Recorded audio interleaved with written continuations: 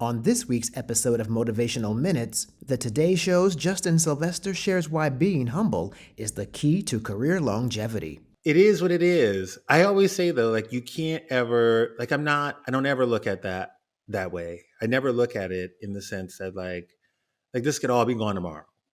At any point, this could be gone tomorrow, and you have to really put that in your pipe and smoke it. And it's like a real realization. You see people all the time jump on your screens. They're the hottest thing ever. They're people's most beautiful. Everyone's taking photos of them. And then 4 months later, like, who's Nicola Peltz? Like, you know what I mean? Like, it's like you're just it's Hollywood. It's like it's in and it's out. But I think the thing that you need to do is I want that like moment where like I feel like Cicely Tyson could not say she was the Cicely Tyson until she was 90 years old. Right. You know what I mean? Like Right, even though right, she was yeah. a legend, she still walked in and she was still surprised that people knew who she was. It's wild that like, you feel that way. I feel like Oprah was the same way for a very long time. Like, yeah, she knew she was Oprah. She knew she could sell a Saturn. But Oprah walked on Yeah, stage like every girl, even though she had those yeah. Louboutins on, she still was Hmm. excited to talk to the Yeah, people across from her. She never ever looked at somebody and was like, "You're lucky to be on the show."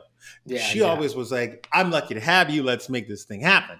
And she still introduces herself to people. Like I have someone who met her recently, and she said that Oprah was like, "Hi, I'm Oprah," and she shook her hand. She was like, "Girl, we know who you are," but and that's a good leadership rule right there. Is never make the assumptive approach that people automatically know who you are and are going to fawn over you, and that's how you stay humble and just always, you know, Where do you live, be true to yourself. Corey? So I'm right outside of Manhattan. I'm like Oh, 10 minutes okay. from New So, York. And yeah, and I'm oh so, no, it's like people in that's kind of like Manhattan, people in New York you will like let some you New York. know. We People in don't New York will play. let you know that they like your shit. People in LA, living in LA as someone who is pseudo recognizable is so Hmm. humbling because everybody wants to be on that tip. So no one is going to let you know that Oh, they they're all know what you're smiling. doing. You know what I mean? Like Yeah. you have to do something really big. I would have to ride a unicorn with Kylie Minogue and Madonna on the back of it for like people to be like, Right. by the way, Yeah, yeah. I saw you on X, Y, and Z because, a lot of times we feel like half the people don't want to freak you out and say, oh my God, I know who you are. They just want like a Hmm. real interaction with you, which I respect. Right, And right. the other half, sometimes, which I don't respect, sometimes can't acknowledge what you're doing because it makes them feel like they're not doing enough. Oh, that's such a great point. I will add to that I've learned that sometimes when people are jealous of someone, usually when they're jealous of someone, it indicates, of course, they have something that you actually want. And so Rob Shooter, who's a gossip guru who I work with on his podcast on every Friday, I do his co-hosting. He says that you should use that actually as a tool to know where you need to be in life. Because if someone is making you jealous and you want what they have, then put in the work and go get that Yeah. shit. Right. Yeah. So Oh my that's God. what you Yeah. do. First, don't be mad at them for having it. Go get No, yours. no. But it, Right. it also comes back to, and I think a lot of times, like I like a twinge of jealousy.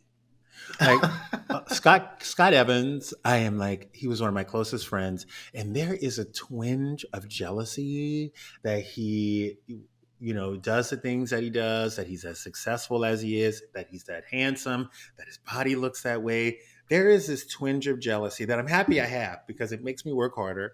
Did you say Scott Nevins? Evans. Evans. Okay. Gotcha. And that dude, he works at Access Hollywood. He Mm. is the shit.